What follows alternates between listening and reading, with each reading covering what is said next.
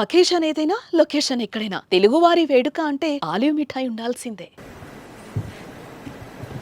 Thanks, sir. My name is Muthu Krishnan and I run a skill building organization. When you showed the target for 2047, the one sector which had the greatest growth was for skill building, from 25% to 95%. However, I do know that you had Knowledge City, but if you see the tracks which is written over here, there is nothing to do with skill building, and especially since you are from the HRD minister, honorable minister. So why there is a absence of a mention of a skill building track over here, when skill building is what something which is most needed? And one more thing, I am proud that a fellow CMU is standing there. I am also from Carnegie Mellon. Thank you very much. Which year are you? Oh, pretty old, sir. Older than yours, but yeah. Pittsburgh has changed a lot. That's right. Thank you very much. No, see, if you look at the presentation done, there was a specific focus on skilling. It's very, very important. No second thoughts about it. And that's something that we want to work with you and the industry. Because honestly, what government can do is matchmaking. So what we are doing now is what we call a skill census. The project is ongoing, where we want to assess the skill level. It's easy said than done, because I'm going through the process. I've done a pilot in my own constituency. It's not been easy, because assessing skills across all trades is exceptionally difficult. You know it better than me.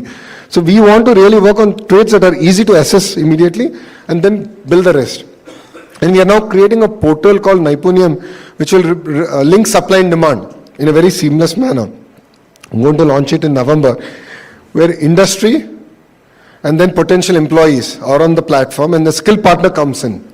And that's what we are really excited. Parallelly, I believe the importance of actually taking input from the industry. To be very fair, they know what we should do. So, I'm going to lean on Blue Star to help tell me that air condition ecosystem mein kya banna hai, and what does it take. And I said, I'll dedicate my ITS polytechnics. So in that region, I have about 5-6. I said, we'll dedicate it to you. We'll build the entire ecosystem out for you. That's what we're willing to do. So if you look at it, it's not there in the flyer that we've given, but the presentation specifically talks about skill and the skill upgradation. And HRD is under me. So KG to PG to lifelong learning, as they say. It just shows that the importance that the state is putting behind it. A Carnegie Mellon undergrad, a Stanford MBA handling HRD. There's a clear thrust area and a clear mandate for me to deliver. So we're doing curricular revamp, gender sensitivity. We're doing a lot of very exciting work. And I believe it's just the beginning. Because you understand, education is not overnight. It's again a lifelong learning, and we are in the right direction. And we started our journey. Yeah? Thank you. If I may. And then we'll come back. Yeah. Yes, sir. I visited the Vijayawada Amaravati, program in 2018. Where I'm passionate about seeing how you bring the Singapore ecosystem in your that program, and also visited the Visakhapatnam last year program. So what I found the quality of people, that's very important. That's the growth of what is I'm looking for. That because I'm engaged with CI and business industry actually, and I see there's there are a lot of funds available in Middle East. Because every country create the manufacturing ecosystem. Every country nowadays, because they want to fit into their next generation to fit to somewhere. Now they are looking for India partnership, because they want how we create ecosystem here. Because you have advantage of the port, where they want to diversify because of sustainability. They want to create all ecosystem, either food processing, manufacturing, many other things. And same they want to duplicate in their country. It's a small level actually. So how what is requirement? It's required facilitation from the state government, and importantly, there are many innovation. I'm Vishal Sangvi, Innovation Business Accelerator. I have a network of 3,000 scientists, and we looking for developing the innovation which is world is not there. No big brand is there. So I'm looking for some state who can be host new brands, because where our new innovation brand can be reach out to the entire world. Because if we cannot export anything, we cannot become a leader. So I want that to be how the Andhra has leadership for building our nation, which is your leaders also there, Chandrababu Naidu ji actually. So I want to know what the direction, how you can become a host for building a new brands, which is a state can host, Yep. for the new innovation, where you bring the cluster of entire innovators across the world. And those kind of somewhere I can help you if something you have the leadership vision actually. Thank you. No, thank you. No, our engagement with the UAE is very strong. In the past, we worked with Singapore, we've gone back, we've renewed our understanding with them, and we're going to work with them. But parallelly, we're also working with the UAE government. The Honorable Chief Minister is actually going to UAE, and we're doing a round table with the ministers there, the counterparts there. So we're working on building deep relationships across sectors.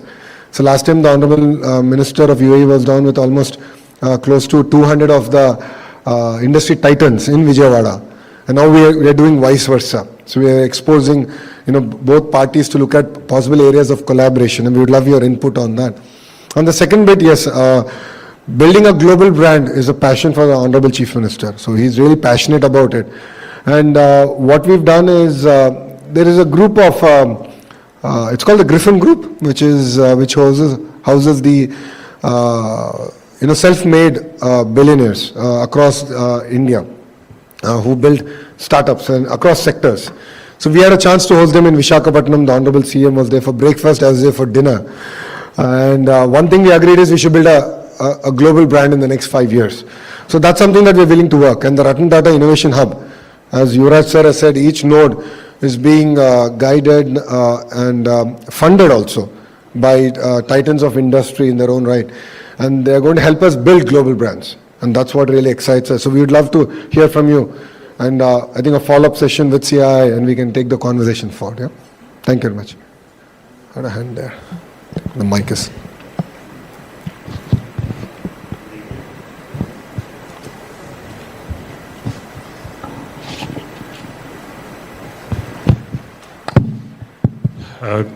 Good evening. My name is Rajiv Bhatia, a student of business strategy. I don't know about Andhra Pradesh being a new state in any way, but it's definitely a forever young state.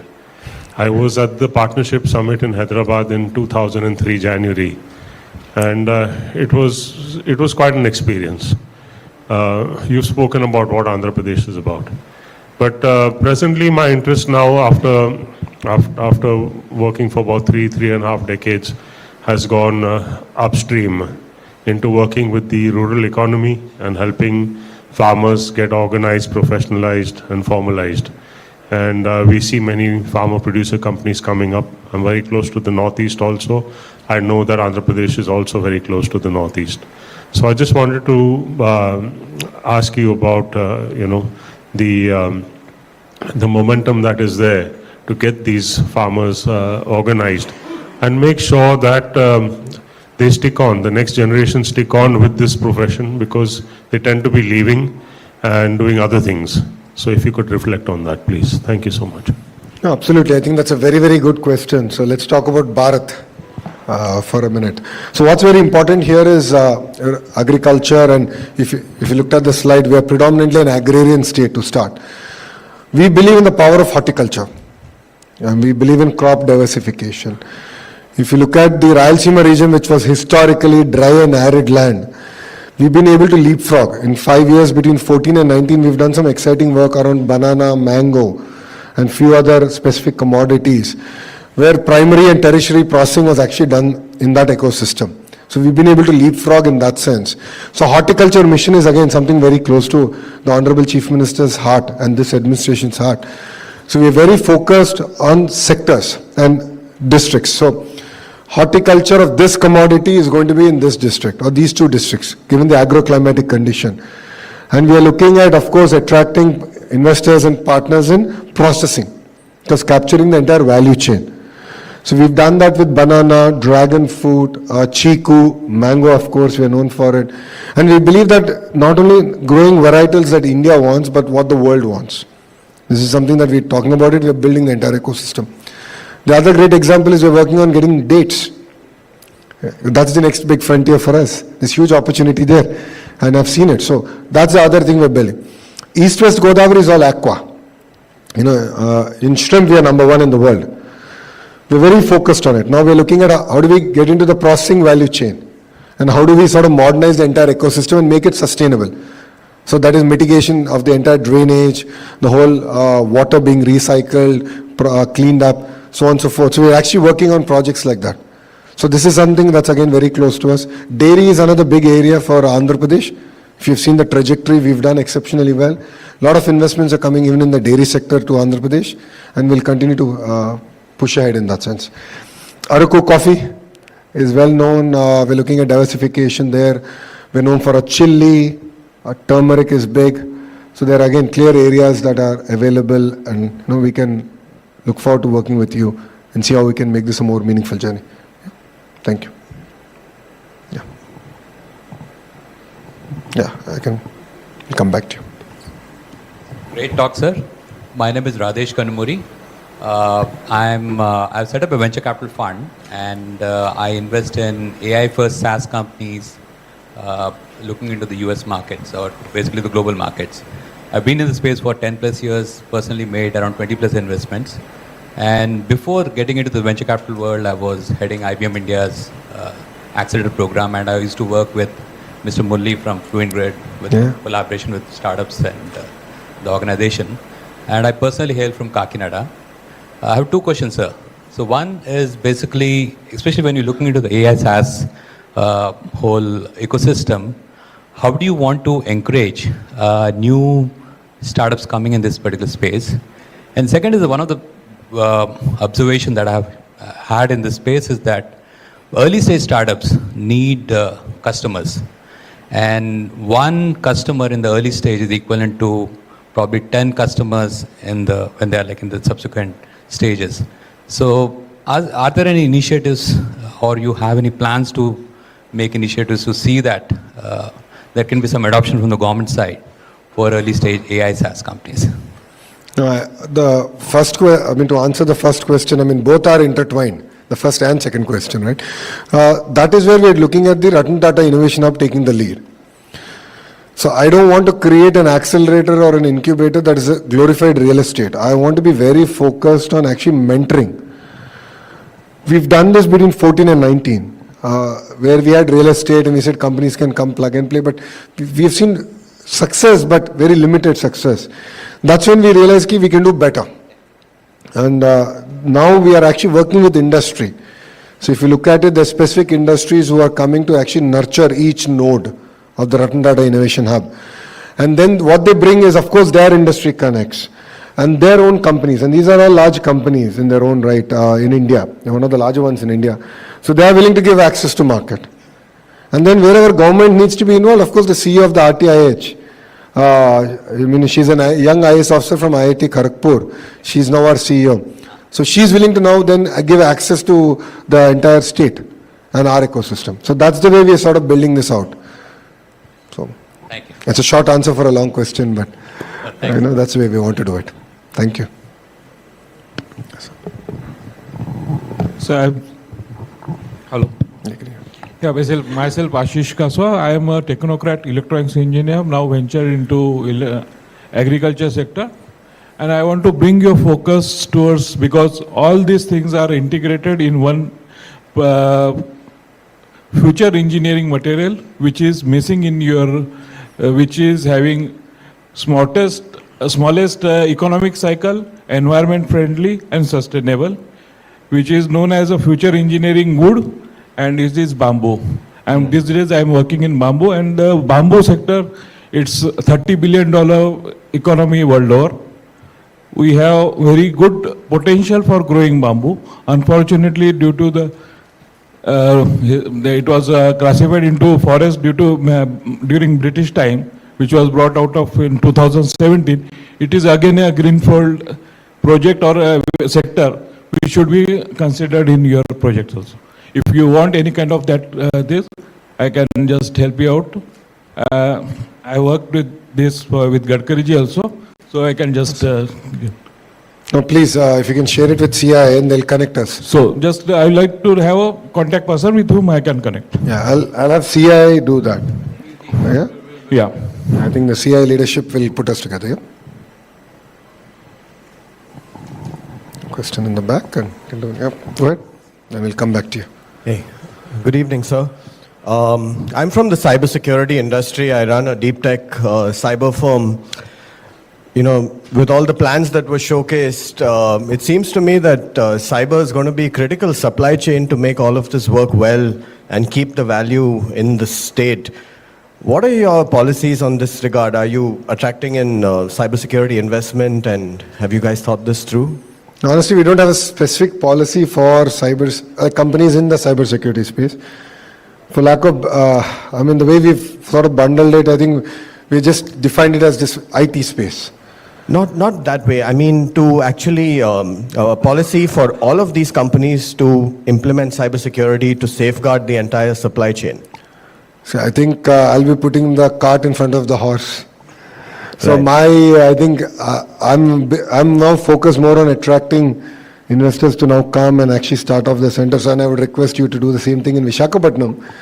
And that's where all these companies are going to land up. So again, it depends on sector, right? So steel, medical devices manufacturing, GCCs, pharma, Visakhapatnam, aqua, again the 2 districts, quantum, there's Amaravati, and the education is Amaravati, sports is Amaravati. Then there are specific manufacturing hubs that we have sort of earmarked. So based on which sector you would cater to, that's the area that I think potentially you would look at investing. But as a state, we cannot mandate that, this is the standard. Thank you. I will consider that. Thank you. Thank you. I think we have yes. Sir, good evening. I'm Mehul Dani from FinTech Business. It's a media company. What are your USPs in terms of promoting FinTechs, startups, IT-enabled services in the state? And what are your talent pool available to support the development of the IT industry as a whole? Local human resource and talents. Thanks. Great, thank you. The first one, we have a clear startup policy, so I'll be more than happy to share that. The incubator/accelerator is the Ratan Tata Innovation Hub. So Visakhapatnam also has a node, and that's where it will be predominantly focused on the sectors that Visakhapatnam is going to focus on attracting, the investments it's going to attract. The third part, the idea for us is to build this entire ecosystem in a very symbiotic manner. So that's where, we believe in the partnership of the private sector coming in, and we are enabling them to sort of run this entire ecosystem. I'm sorry, I forget your second question. HR, yeah, thank you. Most important question. Okay, globally, if you look at the IT pool, close to about 35% would be Indians. And in that, 40% will be from the Telugu-speaking states of Andhra Pradesh and Telangana. So we are the suppliers of IT talent globally. So talent is of no dearth in Andhra Pradesh, especially in the IT space. So if you look at why TCS, Cogsy, and few other players who will be announced soon are coming, it's because we have the talent. The talent pool exists. Even in their companies, currently, there's a huge workforce coming from Andhra Pradesh. Historically, because we were erstwhile Andhra Pradesh, which was Hyderabad as a capital, all the pool used to go to Hyderabad. Post bifurcation, it took us a bit of time to find a feet on the ground, but we've done it now. And that's why everyone's looking at coming to Visakhapatnam as far as IT is considered, and then Amaravati as far as quantum is considered. So there's a clear thrust area, clear focus. In terms of education institutions, we are known for it in the IT sector. Of course, we have the IITs. We now have SRM, WIT. BITS is coming to Amaravati. So BITS Pilani, after that, is now doing a campus, BITS Pilani, Dubai, and then now Amaravati. So 90 acres, they're going to start soon. So talent will be no problem. And we have it. And as IT Minister, once Naipunyam platform launches, which is about a month away, click of a button, you can assess based on age, education, skill level. Because in IT, it's easier to look at the skill assessment or skill census. We're actually going to do that. So on touch of a button, you'll actually have talent available. And if there's any shortage in any specialities, let me know, and as a skill minister, I'll ensure we deliver on it. Thank you. Great, so thank you very much for giving me this time. Thanks for the patient hearing. And I look forward to seeing all of you in Visakhapatnam. Thank you very much, and Jai Hind.